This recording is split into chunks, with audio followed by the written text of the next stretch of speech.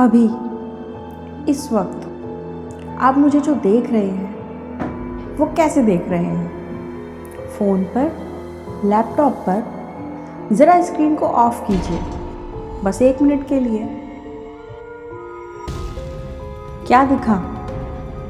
अपनी खुद की शक्ल, अपना खुद का चेहरा एक ब्लैक स्क्रीन में कैद। हमने एडम विशॉप्ट की बात की, हमने ल्यूसीफर की बात की, बट वो सब तो पुरानी बातें थी।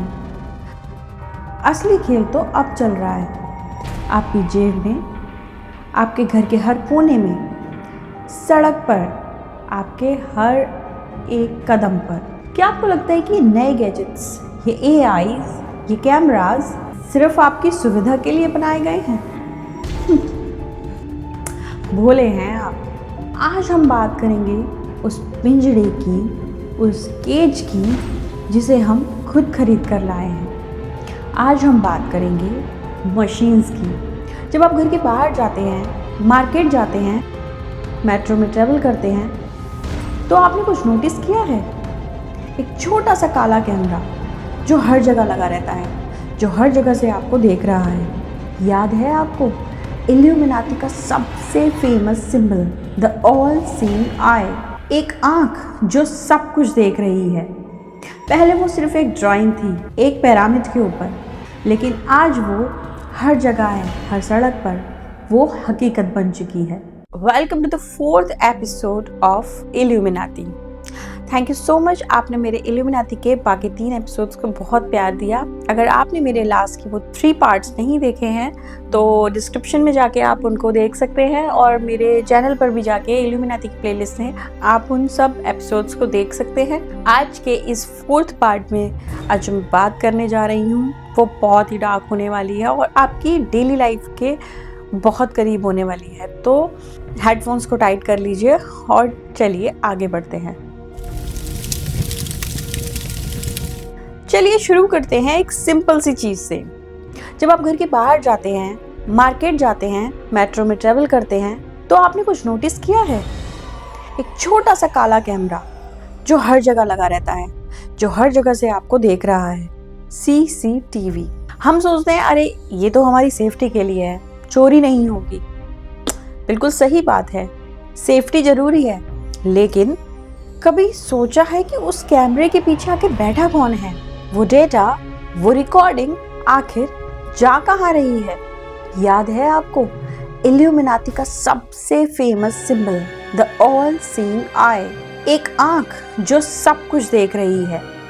पहले वो सिर्फ एक ड्राइंग थी, एक पिरामिड के ऊपर, लेकिन आज वो हर जगह है, हर सड़क पर वो हकीकत बन चुकी है। चाइना में उन्होंने सोशल क्रेडिट सिस्टम लगाया है। मतलब कि अगर कैमरा ने देख लिया कि आपने रोड गलत क्रॉस किया है तो आपके अकाउंट से पैसे कट जाएंगे। यानी कि जैसे हमें यहाँ चालान आ जाता है स्कूटी गलत चलाने पर या रेड लाइट जंप करने पर, बिल्कुल उसी तरह से वहाँ पे रोड गलत क्रॉस करने तक पर भी ये सिस्टम लगाया हुआ है। आपको क्या लगता है ये सिस्टम सिर्फ वहीं तक सीमित है?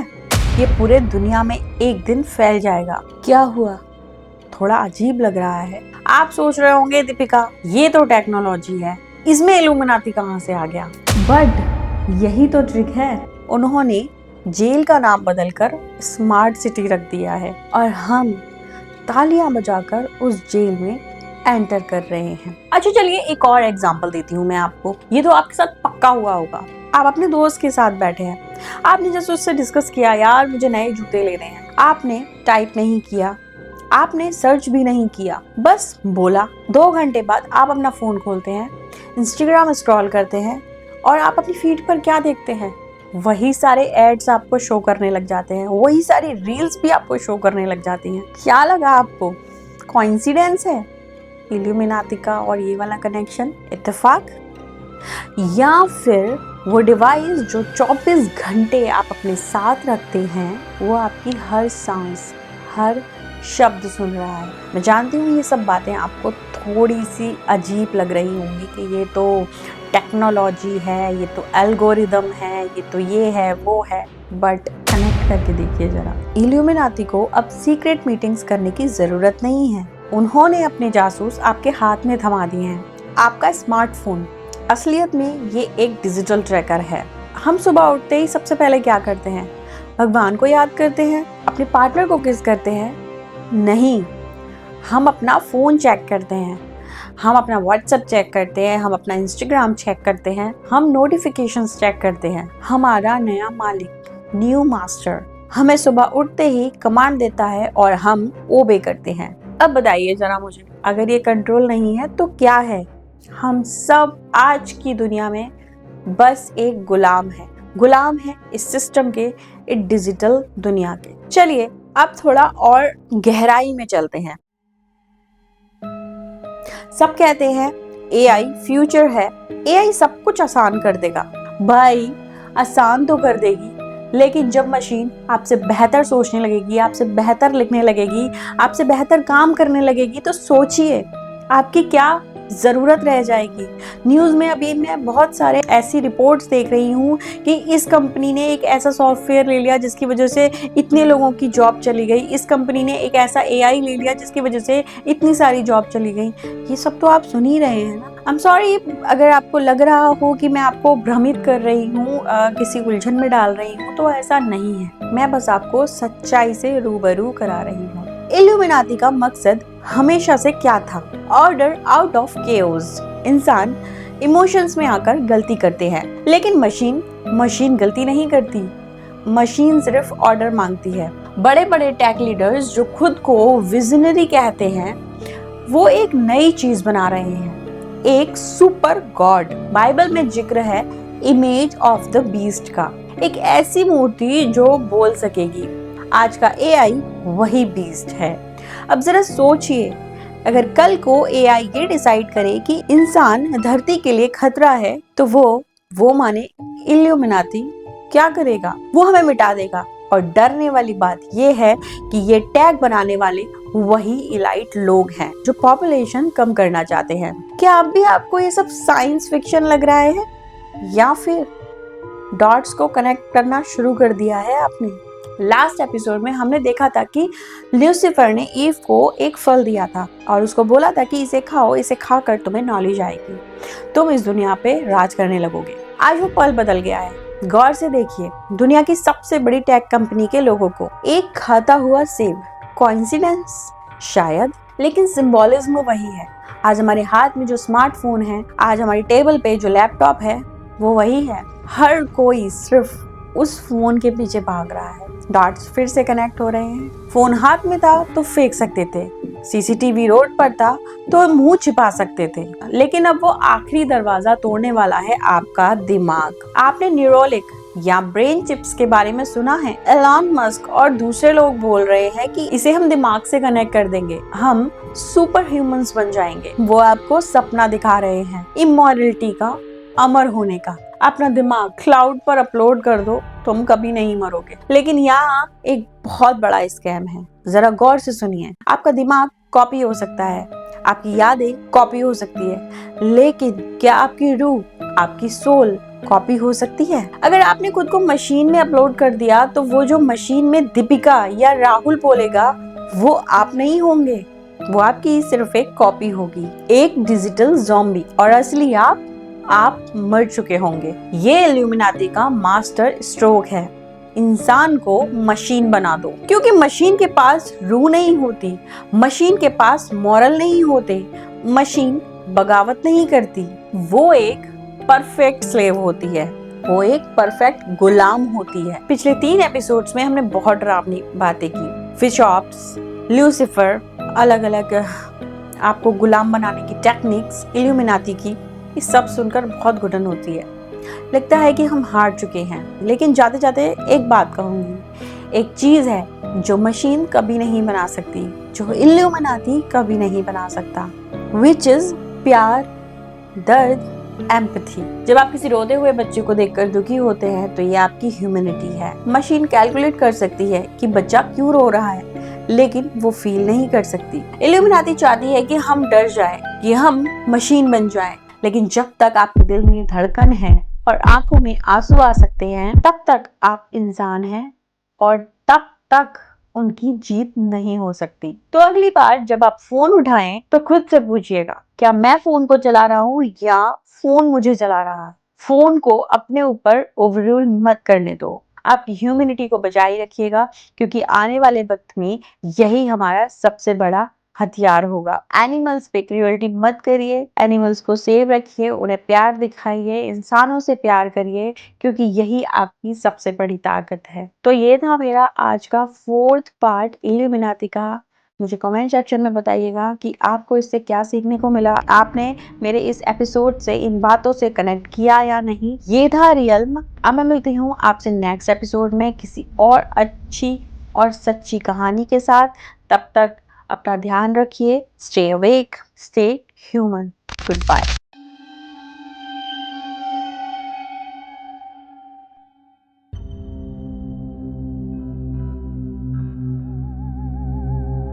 क्या आप सो रहे हैं? मैं रात में सोने वाले सोने की बात नहीं कर रही हूँ, मैं बात कर रही हूँ खुली आंखों से सोने की। जी हाँ, तो लास्ट के 4 एपिसोड्स में हमने बात करी थी कई सारे अंधेरे दरवाजों को खोला। हमने पहले एपिसोड में बात करी थी एडम विशॉप्ट की सीक्रेट सोसाइटी की। सेकंड एपिसोड में मैंने बात करी थी कि वो कैसे हमारे पैसों को कंट्रोल करता है, हमारी मनी को कंट्रोल करता है, हमें मेंबर्स बनाता है। थर्ड एपिसोड में मैंने बात करी थी ल्यूसीफर की, जो इल्यूमिनाती का भगवान है। और चौथे एपिसोड जो रिसेंटली अभी रिलीज हुआ है, उसमें मैंने बात करी थी कि कैसे एआई ने हमें डिजिटल प्रिजन में बंद करा हुआ है। लेकिन एक सवाल अभी भी बाकी है, और वो सवाल है कि आप उस एआई की जेल में खुशी खुशी कैसे जा रहे हैं। आखिरकार आप उस मैट्रिक्स को देख क्यों नहीं पा रहे हैं? रुकिए, मैं बताती हूँ। एक्चुअली आपका ध्यान भटकाया जा रहा है। कैसे? एक बहुत ही चमचमाते हुए इल्यूजन के साथ। एंटरटेनमेंट इंडस्ट्री, हॉलीवुड और ग्लोबल म्यूजिक इंडस्ट्री। आज हम इंटरनेट के सबसे बड़े और सबसे डार्क राज से पर्दा उठाएंगे, the Illuminati music and Hollywood country. ये सारी बातें कॉन्स्पिरेसी थ्योरीज के साथ साथ मेरी खुद की क्या राय है और मैंने जितना भी रिसर्च किया है उसके आधार पे आपको बताऊंगी। तो बने रहें मेरे साथ इस एपिसोड के लास्ट तक, ये जानने के लिए कि कैसे इल्यूमिनाती हॉलीवुड को भी कंट्रोल कर रहा है। आज के एपिसोड में हम आगे बात करेंगे उन सबलिमिनल मैसेजेस की जो आपका ब्रेन वॉश कर रहे हैं। आज हम हवा में बात नहीं करेंगे, आज हम उन रियल फेसेस को सामने लाएंगे जो कि हॉलीवुड इंडस्ट्री के बिग स्टार्स हैं। Katy Perry, Sam Smith, Kanye West and Michael Jackson. हम आपको असली फुटेजेस दिखाएंगे कि कैसे वो इल्यूमिनाती के साइंस, उनके सिंबल्स और उनके कहे हुए तरीके अपने म्यूजिक वीडियोस में, अपने लाइव शो में दिखाते हैं। आज हम उन ग्लिचेस को भी क्लियर करेंगे और बताएंगे उनके हैंडलर्स का सच। क्या बड़े स्टार सच में अपनी रूह का सौदा करते हैं या फिर असलियत कुछ और है, उनके पीछे कोई और डार्क ट्रुथ है। Welcome to the 5th part of real with Deepika. Welcome to the YouTube algorithm और सोशल मीडिया पर एक चीज जो सबसे ज्यादा वायरल होती है वो है Illuminati symbols in music videos. लोग अक्सर कहते हैं कि ये तो बस आर्ट है, डिजाइन है, पर क्या सच में ये सिर्फ इत्तेफाक, कोइंसिडेंस है कि दुनिया के हर बड़े पॉप स्टार के वीडियो में एक ही चीज बार बार दिखाई देती है, which is Illuminati symbols, the one seeing आई।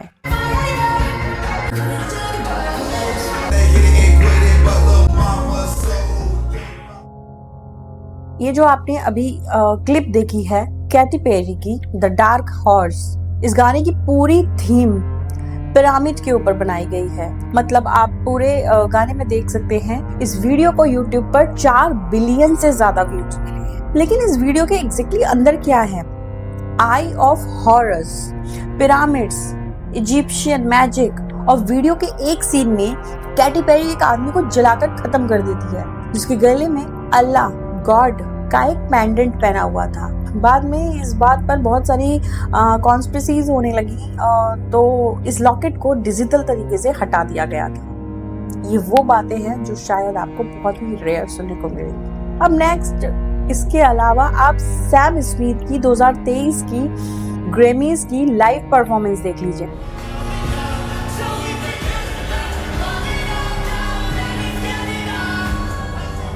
गाना था अनहोली, आप सबने सुना होगा, आई गेस सबका फेवरेट होगा। मुझे भी गाना सुनने में बहुत अच्छा लगता है, लेकिन पूरी स्टेज का कलर रेड था। सैम स्मिथ ने सिर पर शैतानी सींग डेविल हॉर्न्स पहने थे और उनके पीछे बैकअप डांसर्स पिंजरों में, केजेस में बंद थे। अब इसको आप क्या कहेंगे? ये कोई हिडन मैसेज नहीं था, इवन ये तो सीधे सैटानिक रिचुअल्स का टेलीकास्ट था। आप YouTube पर जाकर इसके पूरा वीडियो देख सकते हैं, आपको समझ आ जाएगा। और आपको अब मेरे इस पॉडकास्ट के बाद, इस बातों को सुनने के बाद, उसको देखने का शायद नजरिया भी बदल जाएगा। इसे ऑलरेडी करोड़ों बच्चे देख चुके हैं। सोचिए क्या असर पड़ा होगा उनके दिमाग पे। सब लोग इविल्स को सेलिब्रेट करने लग जाते हैं और यही तो मकसद है इल्यूमिनाटी का। इसके बाद मैं बात कर रही हूँ द वीकेंड की सुपर बाउल परफॉर्मेंस में द फॉलन एंजल का थीम था। लिल नेस एक्स के मॉन्टेरो वीडियो में वो सीधे नर्क हेल में जाकर डायरेक्ट शैतान सैटन के साथ डांस करता है।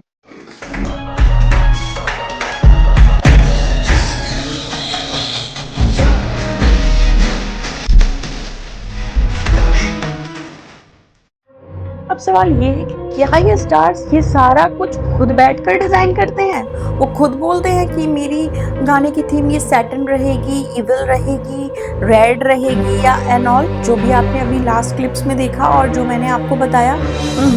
नहीं, इनके पीछे बड़े बड़े क्रिएटिव डायरेक्टर्स और लेवल एग्जीक्यूटिव्स होते हैं। अगर आपने मेरी पार्ट 4 इल्यूमिनाटी एआई वाली वीडियो देखी है तो मैंने उसमें बताया था एआई और एल्गोरिदम के बारे में। अगर आपने मेरी वो वाली वीडियो अभी तक नहीं देखी है तो जाकर आप देख सकते हैं, ऊपर कार्ड्स में भी आपको उसका लिंक मिल जाएगा और डिस्क्रिप्शन से भी ले सकते हैं, और मेरी इल्यूमिनाटी सीरीज से भी आप उसको देख सकते हैं। तो ये लेवल्स एक्चुअली उसी एआई डेटा का इस्तेमाल करते हैं। उन्हें पता है कि शॉक वैल्यू, सैटनिज्म और डार्क सिंबोलिज्म से लोगों के दिमाग में डोपामाइन रश होता है। वो आपके सबकॉन्शियस माइंड को प्रोग्राम कर रहे हैं। वो इविल और डार्कनेस को कूल, फैशनेबल और एस्थेटिक बनाते हैं। आपने आजकल के बच्चों को देखा ही होगा ना, इस तरह के गानों पे वो खुद भी वही एक्टिंग करते हैं, उसी तरह के कपड़े पहनते हैं और उसे अपना कूल फैशन मानते हैं। तो वही तो वो करना चाह रहे हैं और वो सक्सेसफुल हो भी चुके हैं काफी हद तक। और उनका यही मकसद है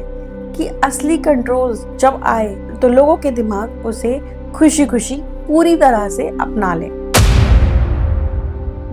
तो आपने देखा, वो सिंबल्स सिर्फ एक डिजाइन नहीं है, वो एक लैंग्वेज है जिसे हमारा कॉन्शियस माइंड नहीं समझता, लेकिन हमारा सबकॉन्शियस माइंड उसे पकड़ लेता है। लेकिन दोस्तों, यहाँ एक सवाल खड़ा होता है, क्या ये सुपरस्टार्स जिनके पास दुनिया की हर सुख सुविधा है, क्या वो वाकई इतने वीक हैं, इतने कमजोर हैं कि इनके खिलाफ आवाज नहीं उठा सकते? या फिर कहानी इससे ज्यादा गहरी और खौफनाक है? क्या होगा अगर मैं आपसे कहूँ कि ये स्टार्स अपनी मर्जी के मालिक ही नहीं है? क्या होगा अगर उनकी हर मुस्कान, उनका हर गाना, यहाँ तक कि उनकी हर एक सांस किसी और के द्वारा कंट्रोल की जा रही है? तो चलिए अब उस अंधेरी सुरंग में चलते हैं जहाँ इंसान को मशीन बनाया जाता है। अब बात करते हैं और भी ज्यादा सस्पेंस की, MK अल्ट्रा और ग्लिचेस की। ये देखकर दुनिया के होश हो गए। क्या आप जानते हैं कि हॉलीवुड में सबसे ज्यादा इस्तेमाल होने वाला शब्द क्या है? पर्सोना, मुखौटा। लेकिन कभी कभी ये मुखौटा इतना भारी हो जाता है कि असली इंसान भी इसके नीचे दबकर मर जाता है। यहाँ हमें बात करनी होगी MK अल्ट्रा की। तो 1950 के दशक में CIA ने प्रोजेक्ट MK अल्ट्रा नाम का एक प्रोग्राम चलाया था। इसका मकसद था माइंड कंट्रोल, इंसानी दिमाग को तोड़कर उसे एक आज्ञाकारी रोबोट बनाना। इसके लिए टॉर्चर और सेंसरी डिप्रिवेशन का इस्तेमाल किया गया। आज कॉन्स्पिरेसी की दुनिया में इसे मोनाश प्रोग्रामिंग कहा जाता है। सबसे बड़ी केस स्टडी है Beyonce.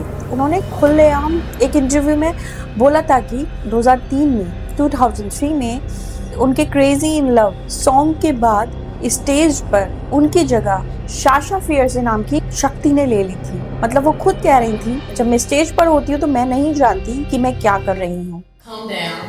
I knew the dance. I knew about the pumps. I saw all of that in my head before it happened. And it's great when Sasha मेरा कंट्रोल ले लेती है। लोग इसे ऑल्टर ईगो कहते हैं, लेकिन अगर आप सिंबोलिज्म देखेंगे तो ये डिसोसिएशन का लक्षण है, जहाँ एक कलाकार का असली व्यक्तित्व, ओरिजिनल पर्सनैलिटी सदमे या प्रेशर की वजह से पीछे हट जाती है, या मैं कहूँ कि खत्म हो जाती है, और एक प्रोग्राम्ड पर्सनैलिटी हम सबके सामने आ जाती है।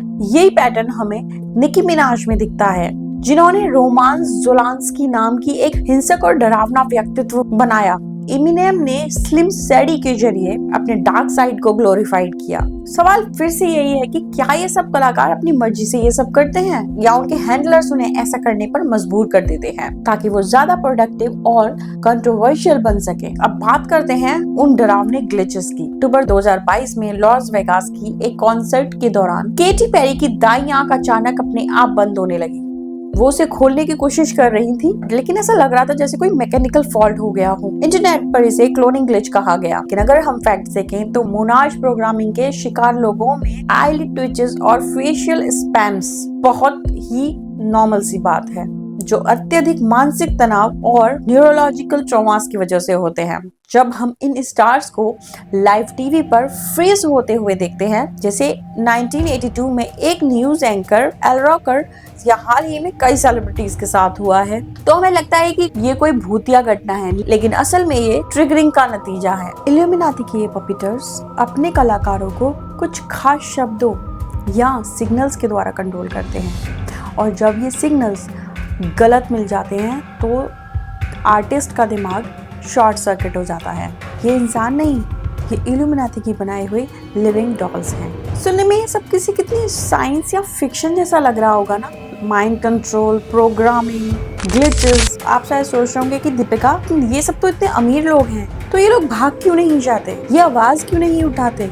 अगर ये सब कुछ करना नहीं चाहते तो यही तो सबसे बड़ा ट्रैप है। इल्यूमिनाटी का पिंजरा कोई लोहे का पिंजरा नहीं है, बल्कि वो एक डिजिटल ट्रैप है, एक डिजिटल कॉन्ट्रैक्ट्स का बना हुआ पिंजरा। और इस पिंजरे के बाहर खड़े होते हैं वो लोग जिन्हें दुनिया हैंडलर्स कहती है। ये वो शेडोज हैं जो कभी कैमरे के सामने नहीं आती, लेकिन बड़े बड़े सुपरस्टार्स को भी घुटनों पर ले आती है। अगले सेगमेंट में मैं आपको कुछ ऐसे दिग्गज आर्टिस्ट की कहानी सुनाऊंगी जिन्होंने इस सिस्टम से लड़ने की जरूरत की, और यकीन मानिए उनके साथ जो हुआ वो सुनकर आपकी रूह कांप जाएगी। चलिए देखते हैं माइकल जैक्सन और कान्ये वेस्ट जैसे दिग्गज कलाकारों का वो सच जो मीडिया ने कभी नहीं दिखाया। जब कोई स्टार बहुत बड़ा बन जाता है तो उसके पास करोड़ों रुपए आ जाते हैं, लेकिन आजादी जीरो होती है। हर बड़े स्टार के साथ एक हैंडलर होता है। ये लोग बॉडीगार्ड, डॉक्टर या मैनेजर के रूप में उनके साथ रहते हैं, लेकिन इनका असली काम होता है किसी भी आर्टिस्ट को लाइन पर रखना। और जो स्टार और जो आर्टिस्ट इस लाइन को क्रॉस करने की कोशिश करता है, उनका हाल इतना बुरा होता है कि आप सोच भी नहीं सकते। इसका सबसे ताज़ा और डरावना उदाहरण है कान्ये वेस्ट। 2022 में कान्ये ने दुनिया के सामने अपने हैंडलर को एक्सपोज किया।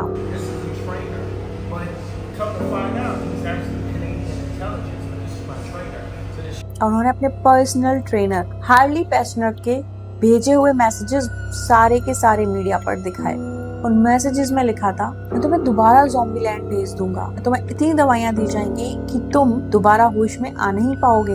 अब जरा सोचिए, जो इंसान पूरी दुनिया का आइकन है वो अपनी टीम से डरा हुआ है। इस पूरे इंटरव्यू में कान्ये ने पूरा सब कुछ बताया है मीडिया के सामने। कान्ये ने बार बार कहा कि हॉलीवुड में हर बड़े स्टार का एक हैंडलर है जो उस के जरिए कंट्रोल करता है। अब कान्ये ने द मैट्रिक्स के खिलाफ बोलना शुरू किया तो उनका बैंक अकाउंट फ्रीज कर दिया गया, उनके कॉन्ट्रैक्ट्स खत्म कर दिए गए और उन पर मेंटल इलनेस का लेबल लगा दिया गया। लेकिन कान्ये से पहले भी एक और दिग्गज कलाकार माइकल जैक्सन इसका एग्जाम्पल रहे हैं। 2002 में माइकल न्यूयॉर्क की सड़कों पर निकल गए थे। उन्होंने सोनी म्यूजिक के हेड टॉमी मोटोला को डेविल और रेसिस्ट कहा था। इस पूरे इंटरव्यू में देखिए ये सब वो क्या बोल रहे हैं एक स्टेज पर खड़े होके। The tradition of great performers and I really want you to hear what I have to say. The tradition of great performers from Sammy Davis Jr. to James Brown to Jackie Wilson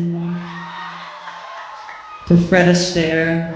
Michael ने कहा था कि music labels कलाकारों का खून चूसते हैं और उनके गानों के अधिकार उनसे छीन लेते हैं। उन्होंने वार्निंग दी थी कि इंडस्ट्री उन्हें पागल साबित करने की कोशिश करेगी और ठीक वैसा ही हुआ। माइकल पर ऐसे इल्जाम लगाए गए जिन्होंने उनकी इमेज को मिट्टी में मिला दिया था। उस टाइम जिस दिन माइकल ने अपनी आजादी के लिए आवाज उठाई उस दिन उनके डेथ वारंट पर साइन हो गए थे। 2009 में उनकी बहुत ही रहस्यमय तरीके से मौत हो गई, या कह सकते हैं कि उन्हें मरवा दिया गया, और वो भी उनके दिस इज इट टूर से पहले। ये कोई इत्तेफाक नहीं हो सकता।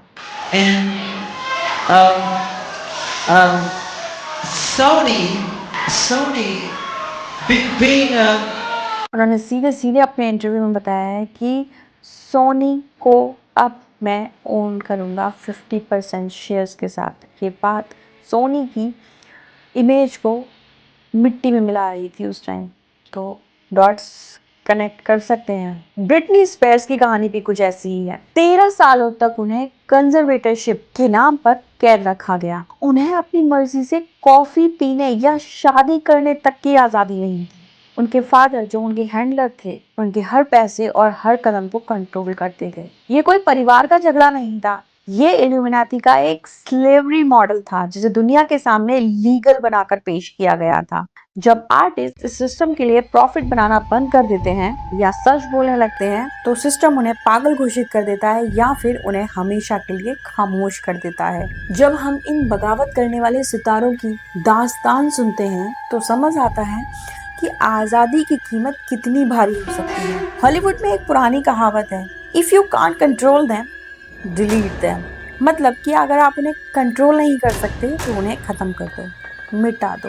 लेकिन मिटाने का तरीका हमेशा गोली मारना नहीं होता। कभी कभी उन्हें अपने ही डिप्रेशन और नशे के बोझ तले दबा दिया जाता है और फिर जन्म होता है एक ऐसी मिस्ट्री का जिस दुनिया द 27 क्लब कहती है। क्या ये महज एक इत्तेफाक है कि दुनिया के सबसे टैलेंटेड लोग एक ही उम्र के दायरे में दम तोड़ देते हैं, या फिर ये उस रूह के सौदे की आखिरी किश्त है, आखिरी इंस्टॉलमेंट है? दिल थाम लीजिए क्योंकि अब हम बात करेंगे उस ब्लड सैक्रिफाइस की जिसके निशान आज भी हॉलीवुड के चमकते फर्श पर बिखरे हुए हैं। हॉलीवुड में एक बहुत ही डरावना जमूला मशहूर है, to be at the top you must pay the price. मतलब ऊंचाई पे पहुंचने के लिए कीमत चुकानी पड़ती है। कभी कभी ये कीमत केवल आजादी नहीं बल्कि जान होती है। यहाँ हम बात कर रहे हैं द 27 क्लब की, एक ऐसा क्लब जिसके सदस्य दुनिया के सबसे बड़े लेजेंड्स हैं। लेकिन शर्त ये है कि आपकी मौत ठीक 27 साल की उम्र में होनी चाहिए। Jimi Hendrix, Janis Joplin, Jim Morrison, Kurt Cobain, Amy Winehouse, इन सब में क्या समानता थी? Tonight, the gifted singer Amy Winehouse found dead in her London home. She was just 27. With us today, Jim Morrison, 27 years old, lead singer. ये सब अपने समय के सबसे बड़े स्टार्स थे और ये इस सिस्टम के खिलाफ थे, और ये सब ठीक 27 साल की उम्र में बड़े ही रहस्यमय तरीके से मारे गए। क्या ये सिर्फ एक स्टैटिस्टिकल कोइंसिडेंस है या ये इल्यूमिनाटी के ब्लड सैक्रिफाइस का कोई हिस्सा है? कॉन्स्पिरेसी थ्योरीज कहती हैं कि जब कोई आर्टिस्ट अपनी रूह का सौदा करता है तो उसे एक डेडलाइन दी जाती है। जब उसका काम, जो कि लोगों को गुमराह करना या सिंबलिज्म फैलाना है, पूरा हो जाता है तो उसे रिटायर कर दिया जाता है अपनी जिंदगी से। एमी वाइनहाउस के केस को देख लीजिए।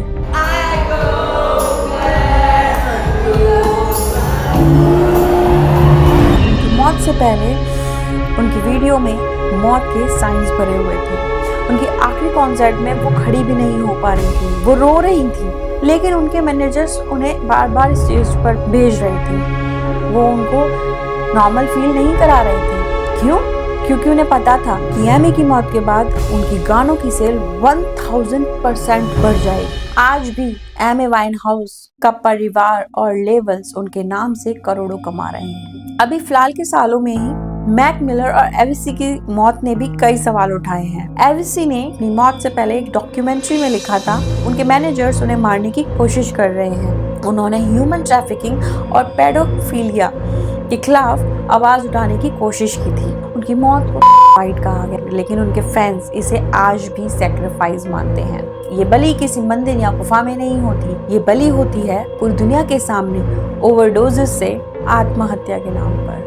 इल्यूमिनाती का तरीका बिल्कुल क्लियर है।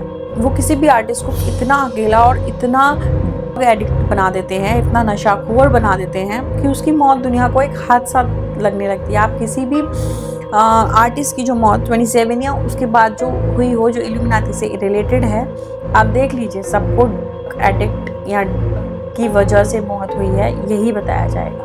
लेकिन असली सच ये है कि इन सितारों को अपनी चमक के बदले अपनी जान देनी पड़ती है। वो आसमान के सितारे नहीं थे, वो इल्यूमिनाती के बर्निंग लैंप्स थे, जिन्हें तब तक जलाया गया जब तक उनका खेल खत्म नहीं हो गया, और फिर उन्हें बुझा दिया गया ताकि नया दिया जलाया जा सके। तो अब हम आते हैं कंक्लूजन पे कि आखिरकार ये सब चला कौन रहा है। क्या इल्यूमिनाती हॉलीवुड है? नहीं, हॉलीवुड और म्यूजिक इंडस्ट्री तो एक सिर्फ PR डिपार्टमेंट है। पार्ट 2 मनी और पार्ट 4 AI को याद कीजिए।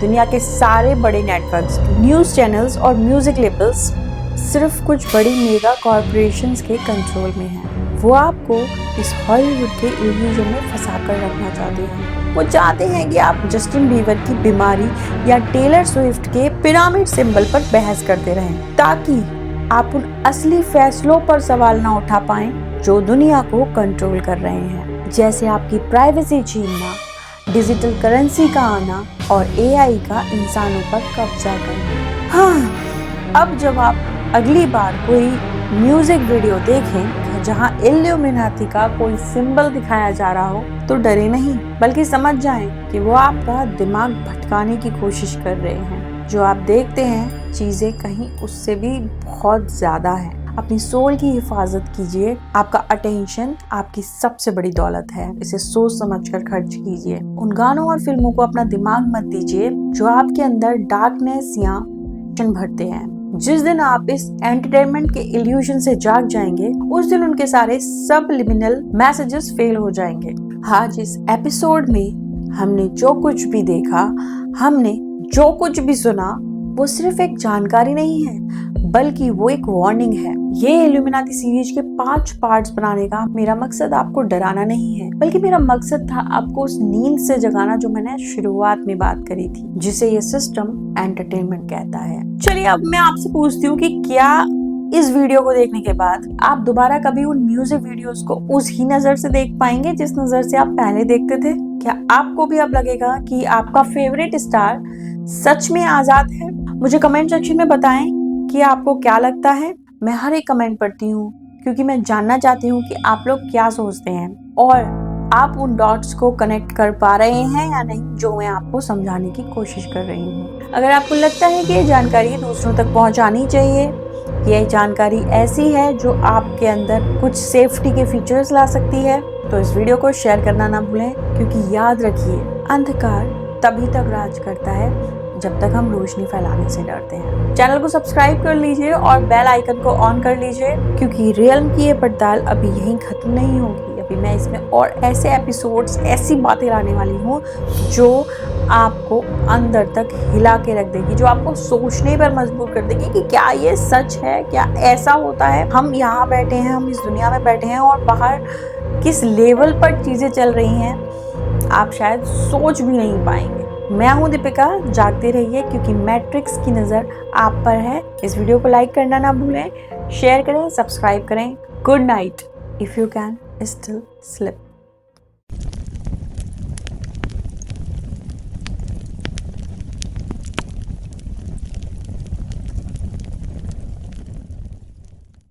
क्या आपको लगता है कि आप जो देख रहे हैं वो सिर्फ एक कार्टून है, या फिर कोई आपको देख रहा है उस स्क्रीन के पीछे से? कल रात 3 बजे मैंने एक एपिसोड देखा। मैंने उसे 0.5x की स्पीड पर स्लो किया और जो मैंने देखा उसने मेरी नींद उड़ा दी। हर फ्रेम के पीछे एक मैसेज था, एक मौत की खबर थी। वेलकम टू रियल में आपका बहुत बहुत स्वागत है मेरे इस पॉडकास्ट में। मैं आशा करती हूँ आप सब लोग मेरे पॉडकास्ट को बहुत एंजॉय कर रहे होंगे, उनसे बहुत कुछ सीख रहे होंगे और अपने आप को सेफ भी रख रहे होंगे। तो आज के इस पॉडकास्ट में हम उस पीले नकाब को उतारेंगे जो पिछले 35 सालों से हमारी रियलिटी को लिख रहा है। डोनाल्ड ट्रंप, 9/11, इबोला और यहाँ तक कि एप्स्टीन फाइल्स। ये कोई कोइंसिडेंस नहीं है, बल्कि ये इंस्ट्रक्शन मैनुअल है। आज मैं आपको दिखाऊंगी वो लॉस्ट एपिसोड और वो सीक्रेट कोड्स जो साबित करते हैं कि हमारी जिंदगी की स्क्रिप्ट एक एनिमेशन स्टूडियो में बैठकर बहुत पहले लिखी जा चुकी है।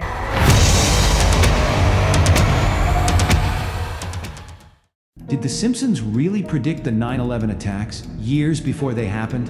In the 1997 episode, The City of New York versus Homer Simpson, there's a moment where Lisa holds up a magazine, and on the cover, a huge 9 placed next to the Twin Towers, forming 9/11. Coincidence or something much deeper? Many fans believe this was a chilling foreshadowing of one of history's darkest days, years before it happened. So, is The Simpsons just really good at predicting the future, or is it all just a strange coincidence? Let us know your thoughts in the comments.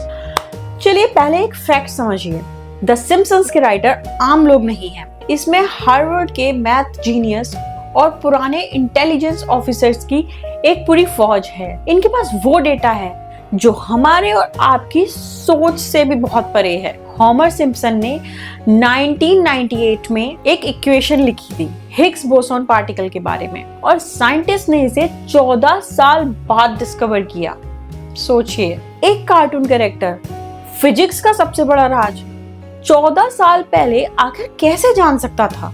और वो 9/11, ये magazine cover देखिए, इस पे 9 लिखा है और बगल में 2 टावर्स हैं जो 11 बना रहे हैं। ये एपिसोड उस हमले से 4 साल पहले आया था। कि अब आपको क्या लगता है, क्या ये भी कोई एक कोइंसिडेंस है या फिर ये प्रेडिक्टिव प्रोग्रामिंग का सबसे बड़ा सबूत है?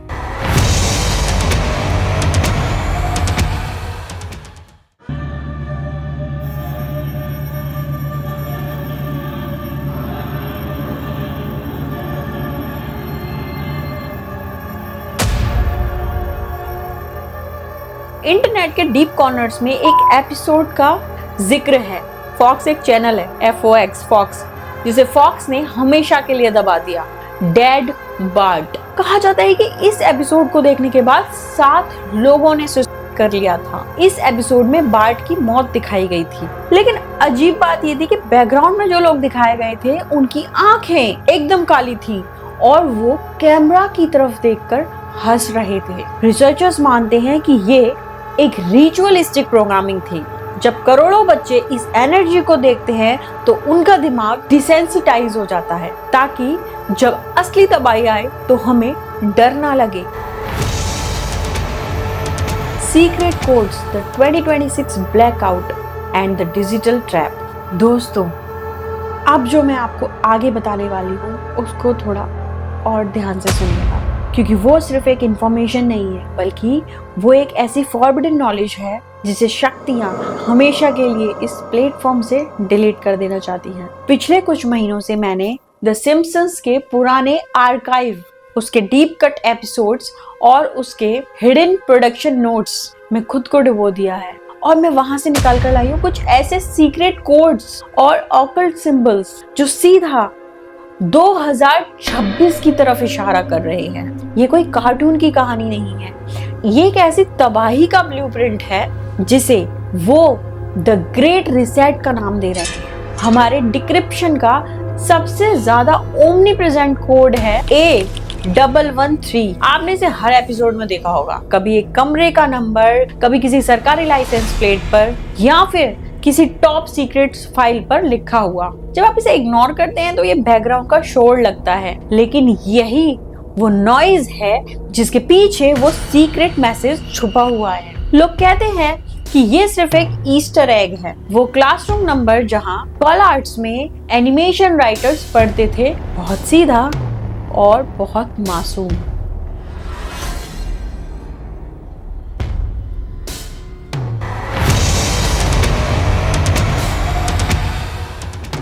लेकिन कॉन्स्पिरेसी थ्योरीज और डीप रिसर्चर्स मानते हैं कि ये सिर्फ एक नंबर नहीं बल्कि एलाइट ग्रुप्स और शैडो गवर्नमेंट्स का एक इंटरनेट एंट्री कोड है।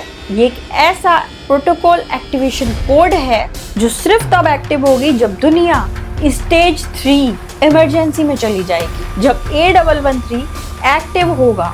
इसका मतलब है कि वो लोग पर्दे के पीछे से कंट्रोल लेना शुरू कर चुके हैं। 2026 में A113 हर नए सरकारी डिजिटल सिस्टम पर दिखने लगेगा, लेकिन आप इसे सिर्फ एक बग समझकर छोड़ देंगे। अब हम बात करते हैं कोड 2 की, the 10-11 clock, the final countdown. अब सबसे ज्यादा और स्पाइन चिलिंग कोड है द 10-11 क्लॉक। मैंने 50 से ज्यादा एपिसोड्स में ये पैटर्न देखा है। जब भी द सिम्पसन में किसी बड़े ग्लोबल कैटास्ट्रॉफ, सोसाइटल ब्रेकडाउन या मेजर डिजास्टर की बात होती है तो पीछे लगी घड़ी दीवार पर या किसी बॉम्ब टाइमर पर हमेशा 10-11 पर रुकी होती है, frozen.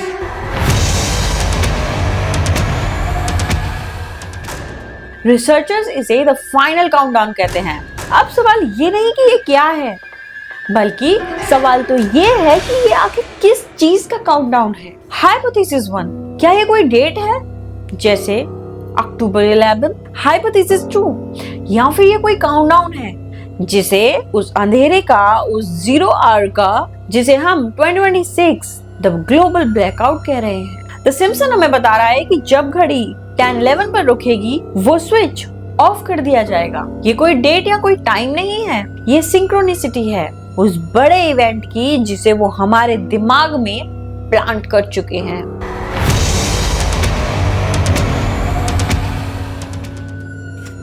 Working hard or hardly working? Working hard or hardly working? It's a simple question. Are you A, working hard, or B, down? I guess met the Joker of the group. Better watch out for you on April Fool's. Am I right? Am I right? Simpson ने सालों पहले एक episode में दिखाया था कि एक दिन ऐसा आएगा जब सिर्फ इंटरनेट ही नहीं बल्कि सारी दुनिया की बिजली चली जाएगी। आज 2026 में हम ग्लोबल साइबर अटैक और सोलर स्टॉर्म्स की दहलीज पर खड़े हैं। हमारी पूरी जिंदगी एक डिजिटल इकोसिस्टम बन चुकी है। हमारा पैसा UPI, हमारी यादें क्लाउड, हमारी पहचान आधार। अगर आज वो स्विच बंद हो जाए तो बताइए आपका क्या वजूद बचेगा? आपकी आइडेंटिटी आखिर कहाँ होगी? सिम्पसन के एक एपिसोड में दिखाया गया है कि लाइट जाने के बाद लोगों को अपने सामान खरीदने के लिए फिजिकल टोकन्स या डिजिटल क्रेडिट्स के लिए लंबी लाइंस में खड़ा होना पड़ रहा है। ये वही है जो आज हम CBDC, central bank digital currency के रूप में देख रहे हैं। ये शो हमें बता रहा है कि हमारी फ्रीडम सिर्फ तब तक है जब तक हमारे पास पावर है। जिस दिन उन्होंने प्लग निकाल दिया, आप एक डिजिटल स्लेव बनकर रह जाएंगे, क्योंकि आपका हर ट्रांजैक्शन, हर सांस, हर सोच एक डिजिटल लेजर में कंट्रोल्ड होगा। सोचिए, तो आजकल कोई कैश रखना पसंद नहीं करता, इवन मैं भी बहुत कम कैश रखती हूँ। जिस दिन आपकी बैंक में, सिस्टम्स में, UPI में कुछ गड़बड़ हो जाती है तो आपके सारे काम ठप हो जाते हैं। आपकी सालों पुरानी फोटोज जो पहले आप कभी अपनी सिस्टम्स में या कहीं और ऐसी जगह पे या प्रिंट करा के रखते थे, आज आप क्लाउड पे या गूगल फोटोज पे ऐसी जगहों पे सेव कर देते हैं। अगर वो उड़ जाए तो आपकी सारी यादें गायब हो जाएंगी। इसी तरह से बहुत सारी चीज़ें हैं जो सिर्फ बंद होने से आपकी पूरी दुनिया तहस नहस हो सकती है।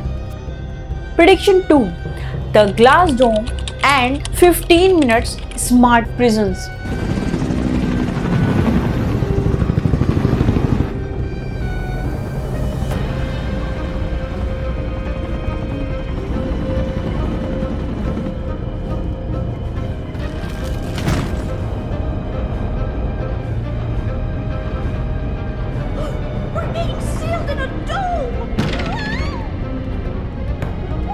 और अब हम कैसे भूल सकते हैं वो iconic chilling scene, the glass dome. पूरा स्प्रिंगफील्ड एक कांच के गुंबद में कैद कर दिया जाता है, उनकी आजादी छीन ली जाती है। ये सिर्फ एक कार्टून प्लॉट नहीं था, बल्कि ये एक प्रोफेंसी थी। 2026 रियलिटी। आज दुनिया भर की सरकारें बड़े शोर से 15 मिनट सिटीज के बारे में बात कर रही हैं। एक ऐसा शहर जहां आप अपने घर से 15 मिनट के साइकिल राइड या वॉक के दायरे में अपने जरूरत की हर चीज एक्सेस कर सकते हैं। वो इसे क्लाइमेट चेंज से लड़ने का, सस्टेनेबिलिटी का और मॉडर्न कन्वीनियंस का तरीका कह रहे हैं। लेकिन द सिम्पसन ने हमें 15 साल पहले दिखा दिया था कि ये सिर्फ एक स्मार्ट प्रिजन है। ये एक ऐसी डिजिटल जियो फेंस है जहां आप बिना सरकारी परमिशन टोकन के 15 मिनट से ज्यादा दूर नहीं जा सकते। वो हमें बता रहा है कि आने वाले वक्त में आपकी आजादी सिर्फ एक डोम तक रिस्ट्रिक्टेड होगी, और वो डोम सिर्फ डिजिटल नहीं बल्कि फिजिकल भी होगा। क्या आपने एक बहुत ही डिस्टर्बिंग डिटेल नोटिस की है? सिम्पसन में जब भी कोई प्रेडिक्शन सच होती है या फिर कोई बड़ा रिविलेशन होने वाला होता है तो कैरेक्टर्स एकदम से खामोश हो जाते हैं और उनकी आंखें इंकी ब्लैक हो जाती हैं, जैसे कि एक पल के लिए उनका सोल गायब हो जाता है। पैरानॉर्मल एक्सपर्ट्स इसे सिर्फ एक स्टाइलिस्टिक चॉइस नहीं मानते, वो इसे डिमोनिक पोजेशन या ऑकल्ट प्रोग्रामिंग कहते हैं। क्या ये शो सिर्फ फ्यूचर नहीं बता रहा, बल्कि वो हमारे सबकॉन्शियस माइंड में वो कोड्स, वो फियर और वो एक्सेप्टेंस डाल रहा है जो हमें उस अंधेरे के लिए प्रोग्राम कर सके। हर प्रेडिक्शन एक मैसेज है, हर कोड एक वार्निंग है। हम एक ऐसी स्क्रिप्ट का हिस्सा है जो बहुत पहले लिखी जा चुकी है। सवाल ये नहीं है कि अंधेरा कब आएगा, बल्कि सवाल ये है कि जब वो आएगा तो क्या आपके पास इतनी फ्री विल होगी कि आप उसे डोम से बाहर निकाल सकें। Those were the Simpsons that we saw, the little kind of like in between things on that show. Those were the Simpsons. Yeah, that's Yeah. where they got their debut. And then it became its own show. How did that happen? They did very well on the Trace Ullman show. Everybody liked People them. liked They were that very segment, short, yeah. and they wanted to see something longer. Yeah. Fox is the only network that had the nerve to put a cartoon on in prime time. Right. Creator Matt Groening एक freemason, उनके connections दुनिया के सबसे powerful secret groups के साथ हैं। कहा जाता है कि उन्हें फ्यूचर स्क्रिप्ट्स दी जाती हैं ताकि वो उन्हें मजाक के रूप में दिखा सके, क्योंकि इल्यूमिनाती का एक नियम है, कन्फेशन ऑफ द विक्टिम।